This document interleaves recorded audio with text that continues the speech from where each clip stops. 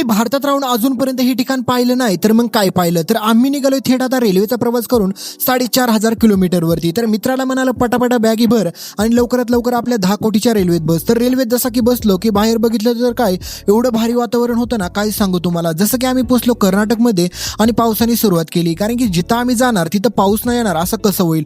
रेल्वेच्या बाहेर एवढे भारी भारी व्हिडिओ काढले ना मी, काय सांगू तुम्हाला. रेल्वेच्या आतमध्ये पाहिलं तर काय एवढी मस्त आपली इंडियन रेल्वे देखील असते ना, काय सांगू तुम्हाला. पण पुढे आमच्यासोबत काय घडणार होतं हे आम्ही देखील याचा विचार केला नव्हता, कारण की सगळीच लोक रेल्वेतून बाहेर बघत होती. आणि जसं की आम्ही सगळेजण बाहेर बघणार तर समोर पाहिलं तर काय दूधसागर वॉटरफॉल. असलं पाणी पडत होतं ना, तुम्हाला काय सांगू. दुधापेक्षा देखील पांढरं शुभ्र असं ते पाणी होतं. सगळीच लोक बघत होती आणि म्हणत होती की असा वॉटरफॉल कुठं देखील नाही. त्याच्यामुळे तुम्ही देखील अजून भारतात राहून हा वॉटरफॉल पाहिला की नाही, प्लीज हे कमेंट करून सांगायला विसरू नका. आणि पुढचे असेच मिनी ब्लॉग पाहण्यासाठी आणि मराठीतून पाहण्यासाठी चॅनलला सबस्क्राईब करा आणि सोबतचं बेल नोटिफिकेशन ऑन करा. धन्यवाद.